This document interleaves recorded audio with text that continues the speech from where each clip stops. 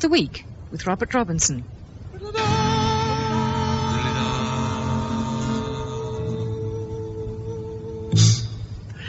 Hello, our conversation this evening comes from Sue Lem, the writer, the Reverend Fred Dawson, rector of Kibworth Beecham, with Kibworth, Harcourt, Smeaton, Westerby and Saddington, Stephen Oliver, the composer, and Laurie Taylor, professor of sociology at York University. We have music from Instant Sunshine.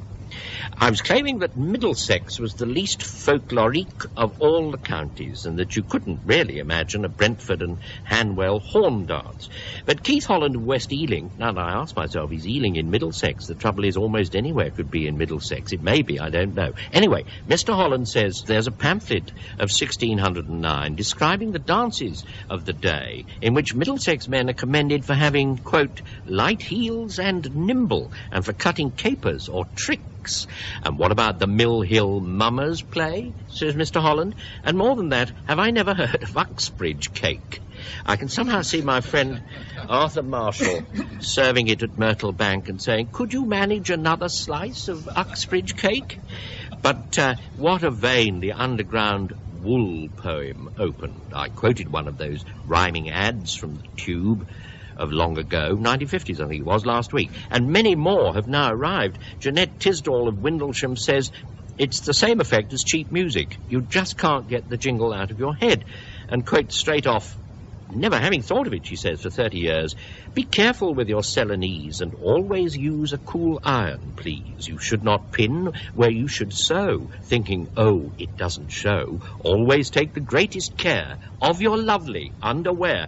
Sorry, says Miss Tisdall, can't spell Celanese, whatever became of it. But we'll have a little reading of the wool verses, genuinely passed on to us in the oral tradition.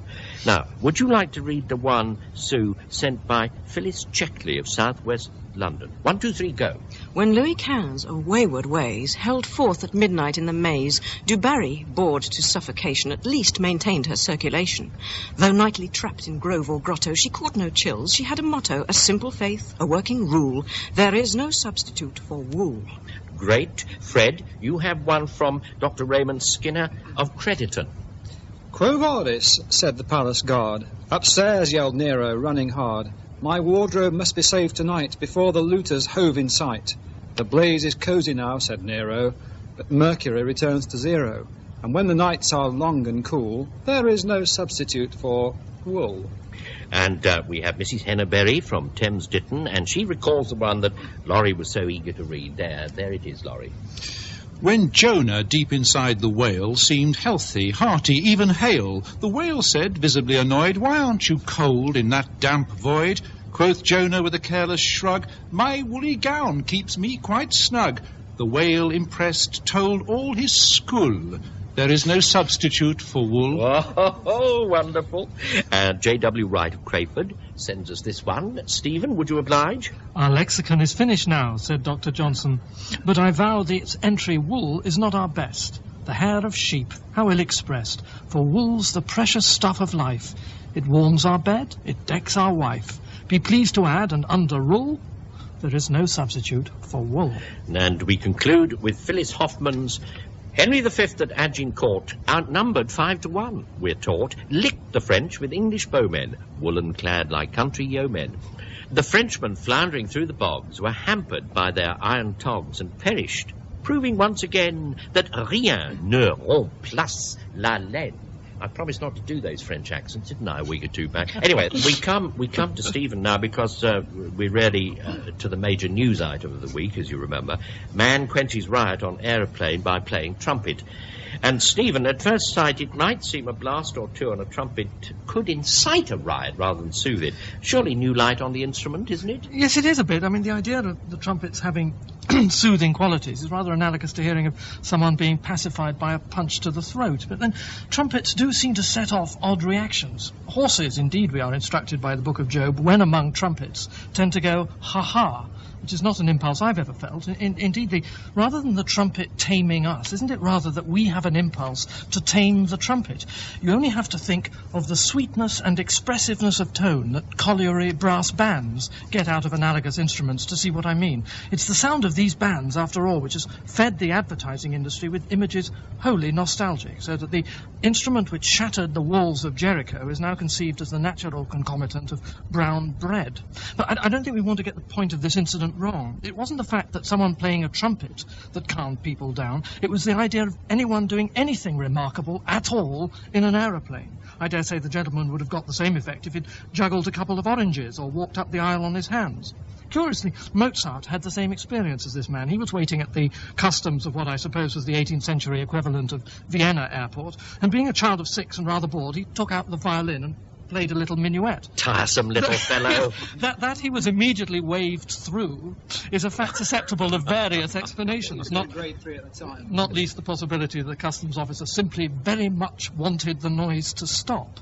But I prefer to take it as an acknowledgement of skill, not just musical, but simply human skill. Well, you got off the trumpet pretty quick there. I think the trumpet is a sort of hugely innocent thing. I associate the noise it makes with William, of the William books. And although I know very well it can be used to great sensible and sensitive purposes, every time I hear it blast out, I see a sort of ghostly glory of one of those paper cocked hats that I imagine William would use. And I was once sitting in the Metropolitan Opera House in New York, and I had a sight of the people sitting in the orchestra pit, and it was Don Pasquale, and there comes a time when there's a little bit of a trumpet solo, and there were two chaps with trumpets. One was a young one was an old one, and I thought, I wonder which one of them will do it. And it was the young one, and he did it. And the old fellow, obviously the young one had done it by the old man's gift, as it were. The old one bent over and patted him on the knee afterwards, just as though he'd been William who had ridden his bicycle for the first time. So it's a humane instrument. The thing about music, the great thing about music, is it rushes straight past your better judgment, straight into the lymphatic system. Absolutely. Presumably, which is why the children can march even before they've understood what it's all about. And it's against all my pacifist principles, but when I hear the massed bands of the RAF, pianissimo, but without sacrificing any of their jaunty swing, playing There'll Always Be in England, What happens? I could almost stand up and be counted. Really? But it's not only the high brow, is it? I mean, if I hear the beginning of the Rolling Stones playing Satisfaction or the Beatles with Mr. Postman, it takes me straight back to student discos, 5 pints to the wind, and bawling out the words For All I'm Worth, and knowing that by midnight I shall be on my back shivering dizzy, a distorted heap of penitence, wondering whether the room will stop going round before my stomach rises in rebellion. Well, now, Laurie knows a bit about students. Whether he wishes to take it up from there, I don't know whether it's like that with No, you, I'm Laurie. really interested in the idea, because, of course, there were a lot of theories, weren't there, about the action that music did have upon the body and upon the soul. I mean, I think that originally there really was the theory that music transmitted the virtues which were sealed in substances. There was like a Platonic theory that music carried with it the particular virtues which were contained in natural objects. But I suppose that if you talk about the calming effect of an instrument, it's slightly different for me, because I always think about the calming effect or the consoling effect of individuals playing instruments. Because if you talk about the trumpet to me, I start thinking, are we talking about Miles Davis, or are we talking about Dizzy Gillespie? And are we talking about like a harsh... Because the music, the sound of an instrument so much depends in jazz upon different players. And that's why when I come to something like, it's the saxophone, or all the different saxophones. I mean, if somebody had stood up and started to play the saxophone, whether they played the soprano saxophone, or the tenor, or the baritone, or the alto, that this can induce different moods and different people playing that. So it seems an enormous range of moods set off. And I just wondered to ask you whether or not, when you come across attempts to induce moods in you by music. You know, when you arrive at a party, or when someone suddenly starts playing, or some music starts going, that your natural feeling is to resist. Oh, yes, if it's a mouth organ, of course, because I thought we were coming here to talk about the instruments, you know, although because it's about a million miles from trumpets, most of what all of you have been saying, except the Admirable Stephen, who stuck to his last. Yeah, if it's a mouth organ, you resist it like mad, especially if the bloke is playing it, as we call it in the musical world, no hands. That's to say, he sticks it right in like a Mars bar. You've seen him do it. Well, it's more the music hall crowd than anyone else. And he flicks it round his mouth, just like Clint Eastwood doing it with one of those little thin cigars. Dreadful mouth organ. But as a lad, my boyhood You're was thinking littered of that with man mouth and his organs. harmonica gang, wasn't there? There was a group of people who had a harmonica gang, and the smaller they were, the bigger the harmonica. The vulgarity of in some instruments, like the mouth organ and the banjo, it very oddly reacts to directors when you're playing them music, and you say, oh, well, this will be a mouth organ cue, or this will be a banjo cue. They immediately think of the black and white minstrel show, where you're perhaps trying to convey the court of James I or something. It's very odd how we have related perfectly innocent musical instruments to certain emotions. You think of the soft complaining flute in poetry, or the violin's sharp agony for lovers and things that composers actually don't think of at all. But in lay terms, if I may so describe a clergyman round the table, it seems to be a natural thought about music, that they want to associate it with an emotion. I think some of the instruments I like most are the ones that are the most strange and exotic, because they have the very least of these cultural associations. For example, you know, splendid old pair of bagpipes made somewhere in the Sahara Desert out of camels' intestines. You listen to that, you don't say, my goodness, he's taking the tempo fast, or, you know, Giulini's not quite on form today. You listen to that and you say, this is music, and you hear it as if for the first time, because it's entirely without any kind of cultural association. I would really like someone to make clear to me where in Shakespeare it is, and if they could give the quotation more accurately than I'm about to give it, which is something like the bagpipe. You just reminded me, Sue, the bagpipe and the wry-necked flute, and it went on something like, make men wish to void their water. Where is that? Contain their urine. Contain their urine. Yes. Where is it from? Shylock in the fifth act Yes, of that's The right. Merchant of Venice. Yes. Thank you. That's all I asked it for. Yes, I leave that it is, there. yes. No, but if you're talking about the sounds of particular instruments, I think the one that I've never been able to stand is the sound of the electric organ, which seems as though it is Not a doing goodie. something inside my head, as though the electricity has got inside my head and is vibrating my lobes at the same time that I'm listening to it. And particularly the way that people play it. I mean, it was beautifully sort of satirised in the Monty Python. Whenever you saw the man playing it, was turning round for appreciation. There's something quite interesting happened in Jaws.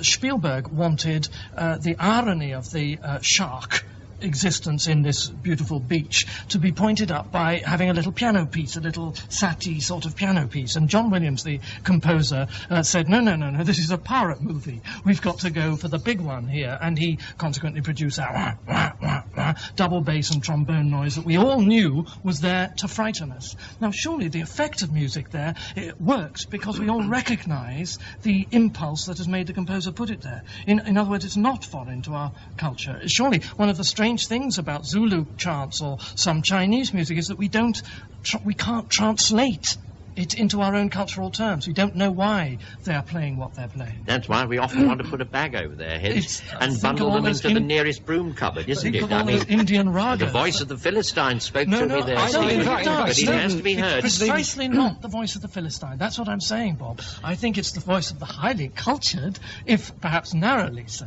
Oh, thank you, and thank you for nothing. Fred. Stephen talked about divorce from the cultural associations, but I'm not sure that you can, because almost all of my experiences of instruments go back to my first encounter and the importance of first impressions. For instance, when I was 10, I went for my first piano lesson. My teacher's father was a dentist, and he answered the door to me, and I was actually in his chair with my mouth wide open before you could say Johann Sebastian Bach. And I did, just in the nick of time, manage to explain that I was supposed to be seated at the Bechstein upstairs.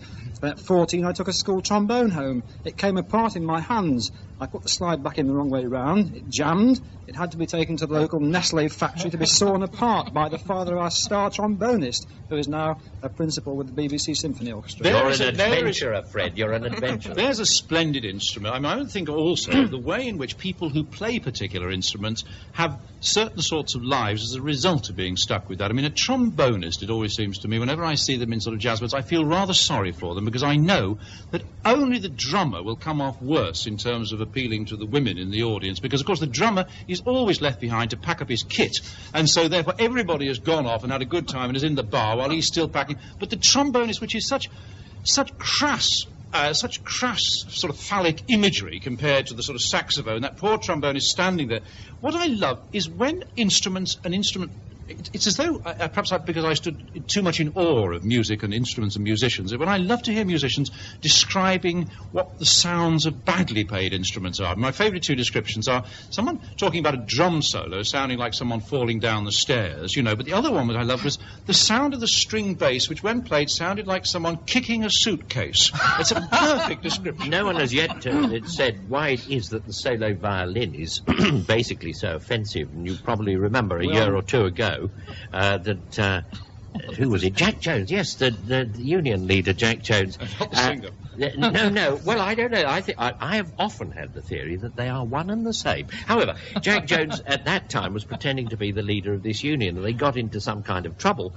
But some mysterious person had paid their fine. They couldn't do it themselves for all kind of honour and vanity and omerta and all the things that the Spaniards talk about. Anyway, someone had paid it, and on the television someone said to him, "Who paid it? It could have been this, could have been that." And Jack Jones said, "I don't care if it was paid by the Society for the Suppression of Solo Violinists." He said, "I'll take it." But as soon as he said the suppression of solo violinists, we knew what he was talking about. I tried to play the violin for 5 years of my life, wholly unsuccessfully, I'm here to tell you. That's why I went to something easier, which was the manuscript paper.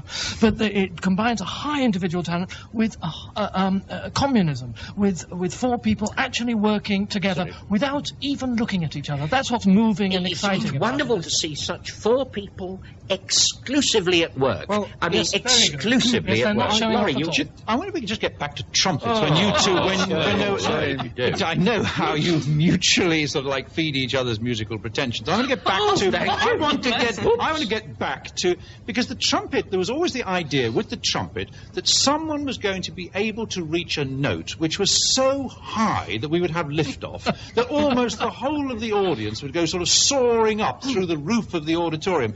And I used to listen to people like Cat Anderson playing with that. And then I'm afraid in my sort of like rather sticky period, even something like Eddie Calvert playing Oh Mine Papa. And then about that period, I suddenly realized the trumpet could be played another way and heard Louis Armstrong. And I think for 3 or 4 years of my life playing those Hot 5 and Hot 7 records by Louis Armstrong over and over again.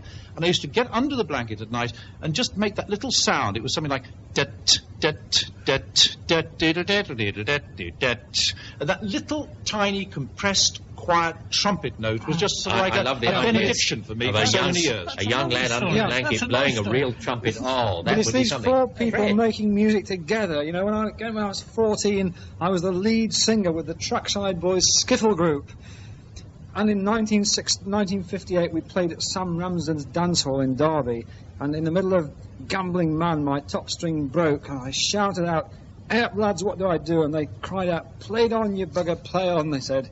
And it all came over the public address system, and once again, an instrument, you know, produces all the wrong vibes for me. All the time when I was playing the church organ disastrously in the neighbouring village church for its Sunday morning service as a callow youth, the church warden brought over my 10-bob note at the end and said, "Next time, go to bed earlier and take more water with it." Oh, he's a swine. Whoever he is, he's a swine. To get back to the violin just for a split second, when I was That's all the time we have for the violin, yes indeed. When I was a chit of a girl, I was learning to play the violin. Whenever I started practicing, my father used to sigh deeply, say, "Oh, dearie me, oh Lord," and go out to check the progress of his runner beans. I understand that apprentice violinists do sound terrible, and some people, Dr. Johnson, for example, can never reconcile themselves to the sound of the instrument, even in the hands of a virtuoso. It's said that a friend of his tried to persuade him to be more attentive at a violin recital, pointing out that playing the violin was very difficult.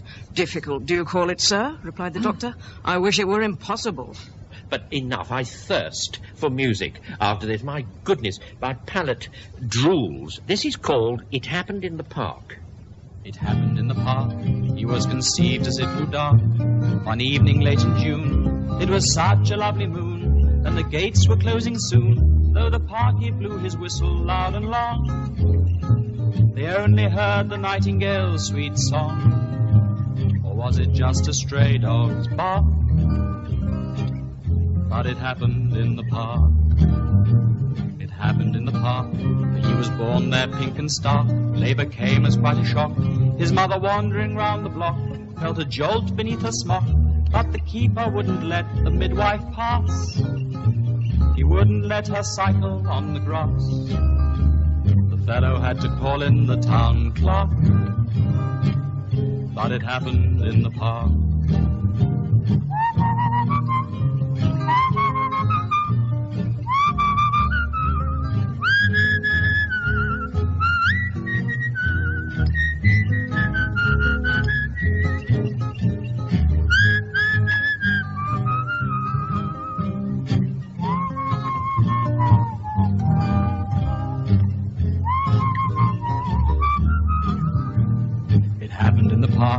While at school he made his mark and scored the winning run, and his 11 won. But before the game was done, one big hit broke the old pavilion clock. The keeper very nearly died of shock. It was just a harmless schoolboy lark, but it happened in the park. It happened in the park. He carved I love you on the bark of an oak tree by the pond, and the ducks watched her respond with a kiss to seal the bond. But the keeper banned all lovers that he found on any council recreation ground. He was just about as charming as a shark, but it happened in the park. According to bylaws made under Section 164 of the Public Health Act 1875 and Section 15 of the Open Space Act 1886, by the Mayor Alderman of the Borough, acting by the Council and Inspectors of Pleasure Grounds and Open Spaces, a person shall not, in the pleasure ground, carelessly or negligently deface, injure or destroy any wall or fence in or enclosing the pleasure ground, or any tree, building, barrier, railing, post or seat, or any erection or ornament thereon. It happened in the park. Death snuffed out his fading spark while shuffling old and grey. Upon his walk one day he quietly passed away, but the bylaws, so the eager parky said, banned from all parks those dying and or dead. It was really not a very kind remark, but it happened in the park.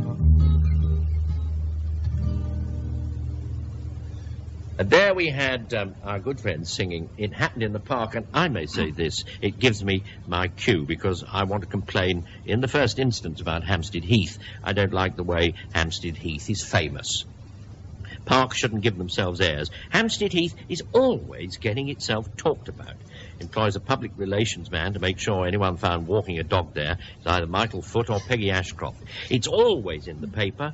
This week, because someone who must have an awful lot of time on his hands discovers it's only got one patch of heather. And somehow the news came out as though not having heather was one more reason Hampstead Heath would be a big success on Broadway. Anyway, enough about Hampstead Heath. I only mention it because it's very unlike the quiet life led by most parks. You just wouldn't know most parks were there. Wimbledon Common keeps itself to itself. Victoria Park is known only to its citizens, and Stanley Park is dreaming alongside Walton Hall Avenue, and the park at Colindale is the Forest Sauvage. And the tucked-awayness, the humdrum private life of these and all the local parks of the whole world is what the outsider cherishes. Each time you walk into someone else's park, you discover it.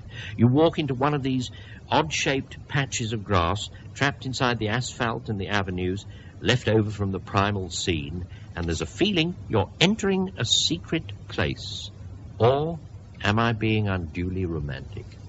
I just take up the romantic. I remember the Camay advertisement pastiche, which went that she's lovely, she's enchanting, she's romantically inclined, she uses Hampstead Heath. But if you talk about parks and the meaning of parks, I think that the difference is between parks that you walk across and parks that you go to in order to behave in them like a park. and that Goodison Park always sort of struck me as the one park in the world which was never a proper park and which was never known as a park, although called Goodison Park. Isn't it a real park? But it is a real was park. It is a real park, but of course it is the place when you come out of Liverpool's football ground at Anfield that you then walk in a solid wedge with something like 25,000 other people across, you know, along the alleyways and over bridges, and down below there are people boating, and occasionally in the distance there are people flying kites. But all the world is in this wedge walking across Goodison Park towards the towers of Everton's football ground on the other side. So this massive thoroughfare, this M1 of the population which surges through afterwards, always made Goodison Park completely different from anywhere else from it. That puts it in the category of Hampstead Heath. It's too publicly owned. You see, my thesis, insofar as it is one, is that all these parks are, all the real parks, are privately owned. Let's say they're in public. You can hardly walk into someone else's park without feeling that it's mixed up in a curious, mysterious way with the lives that have been led round it. But above all, by the strong feelings lots and lots of people who live nearby have had while they've been in the park. That's in a way the contrast that I was trying to make, because there were people in this using it as their park. There was Goodison Park. Why didn't you pop over to Goodison Park with your kite?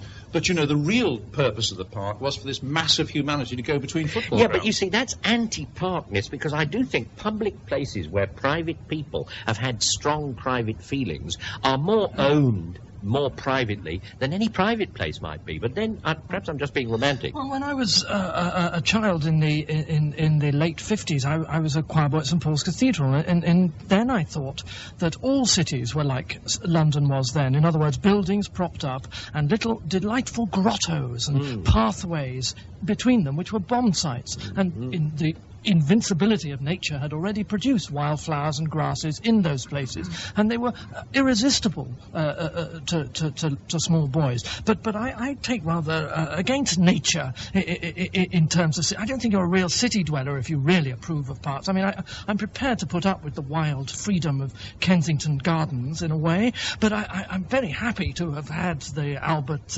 Memorial and the Serpentine Gallery squashing any rusticity out of it. Surely, love for parks is a concomitant for those poor deluded creatures who try to make of Hampstead and indeed of Chelsea some sort of rustic. In your perverse way, Stephen, you're entirely right, because that little bit of greenery left over and surrounded by the brick and mortar is, the phrase I used earlier, the primal scene, and will always be much more mysterious than an awful lot of the primal scene, which is what the countryside is. But where it's still there, blocked in by the streets and the Tate Gallery or whatever it might be, it's very, very mysterious that it should stay. Sue? Yes, well, I think it's extremely different from rusticity, what you find in a park. Apart from anything else, what you tend to meet there is enormous range of people. It's a very democratic sort of institution, and in the 18th century, when there were already over 60 pleasure gardens in London, one of the things that Horace Walpole remarked on was the enormous variety of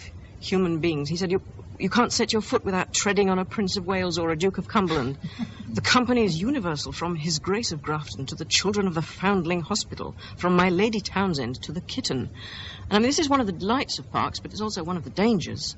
A friend of mine found himself with an hour to kill before a dinner party, and he slipped into the local park, armed with his 2 bottles of Chablis for the hostess, and a copy of English Philanthropy, 1660 to 1960. He was an academic, of course.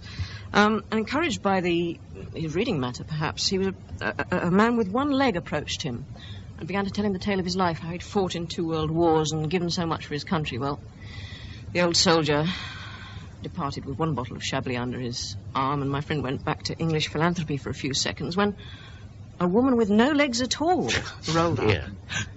"Good afternoon," she said in impeccable upper-middle-class tones, and set forth on a tale of real disaster. Once she had been genteel and fortune's wheel had spun, and now she had lost everything. And in this case, this seemed not like an instance of hyperbole, but an understatement, poor woman. So she got the other bottle of Chablis, and off she went.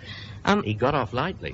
I think he did, really. 2 bottles of Chablis, but you were just about to draw to a conclusion. Well, I was just about to say that there's something about being in a park that makes you vulnerable. If the sun shines, you begin to feel expansive. It's one place where the student of English philanthropy can still get in a bit of practical experience. If there are any left now. But Fred... I thought this was going to be a 20th century version of the Good Samaritan for a minute.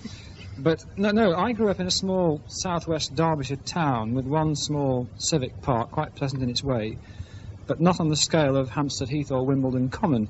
But only a few miles away, there was the boundary of the Peak District National Park, the greatest park of all, Dovedale, Isaac Walton and all that. And it was there that I discovered the truth about the possessiveness of parkland. There's a law of inverse proportion. Those who live close either take it for granted or are indifferent. Move a few miles away and the attitude becomes more proprietorial. Live 4 miles away from Dovedale, I owned it in a way which would have seemed utterly absurd to the villagers of Thorpe or Ireland hard by.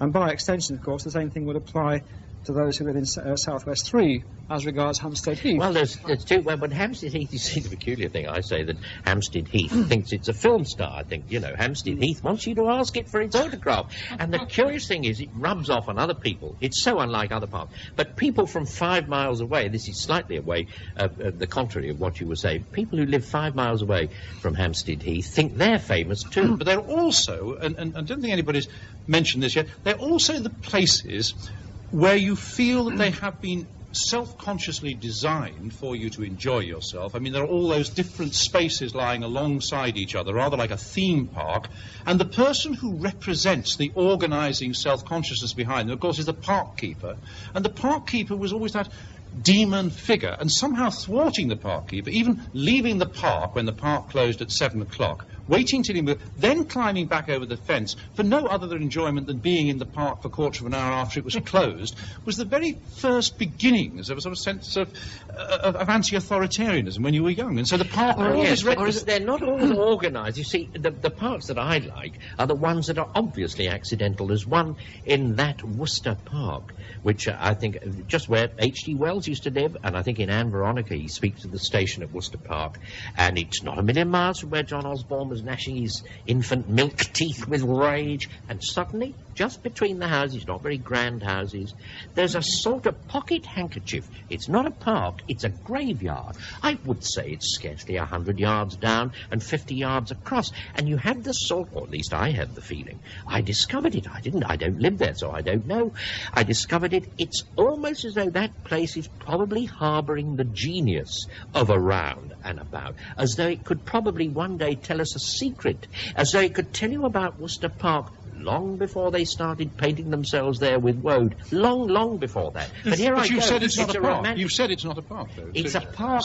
It's a park in the sense that it was left over. Yes, but that's not a park. Parks aren't left over. Parks are constructed very carefully. I rather go along with the Stevensonian view of the park. I think that's right. In the Victoria and Albert Museum, they're already destroying what was just a little odd sort of mess in the middle of the buildings, and they're now going to turn it, apparently, into some Italian Palladian vista.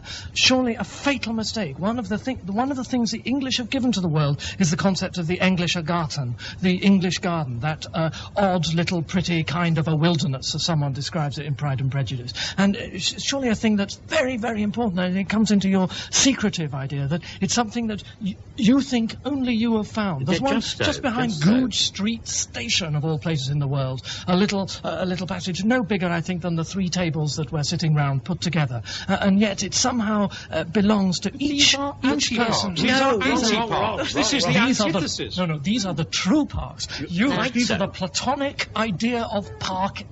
This man has the seed of the matter in him, Sue. But the more nonsense. You are describing what a park is not.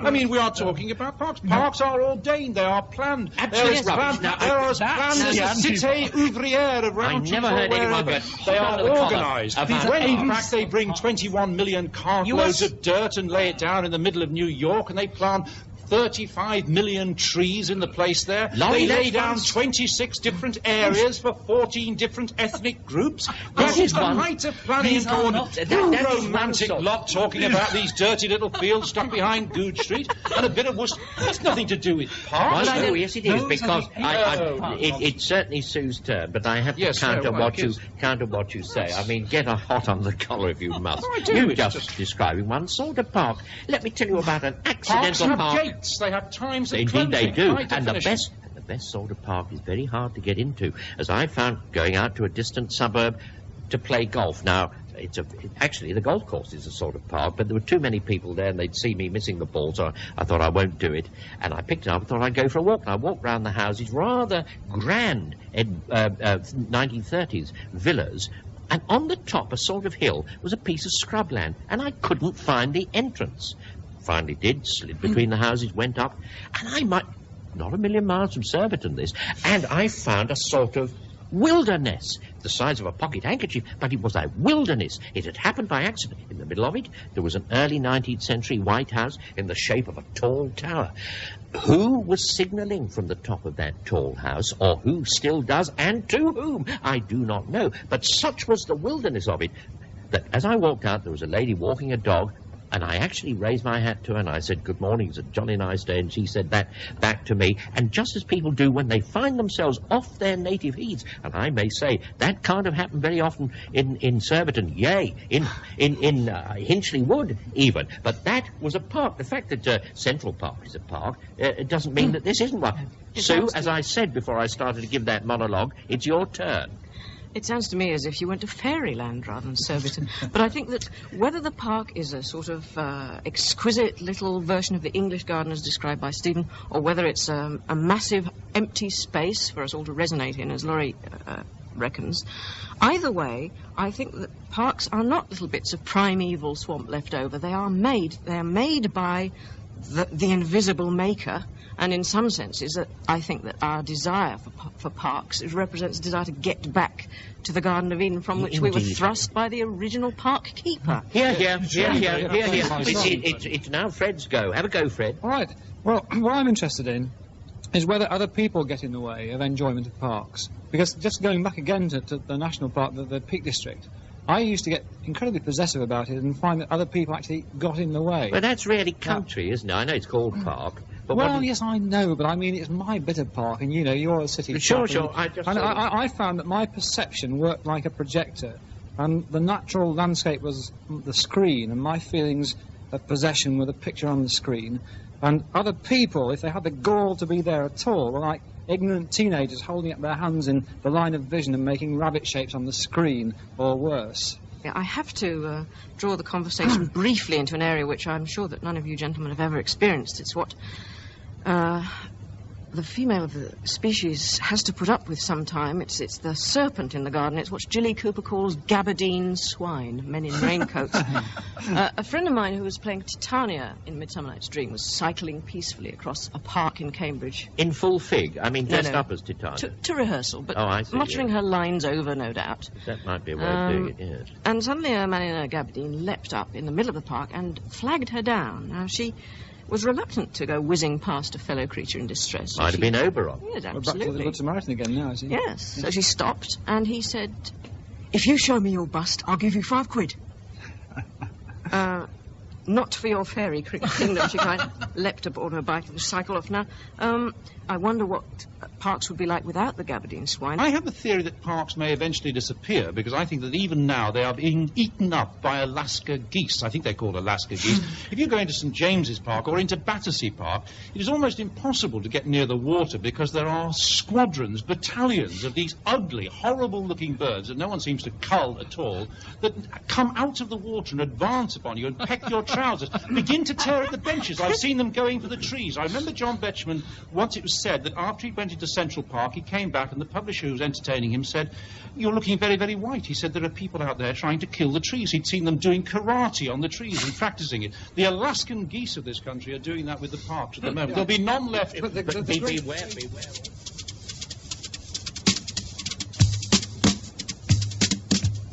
Sue Lim, the Reverend Fred Dawson, Stephen Oliver and Professor Laurie Taylor were stopping the week with Robert Robinson.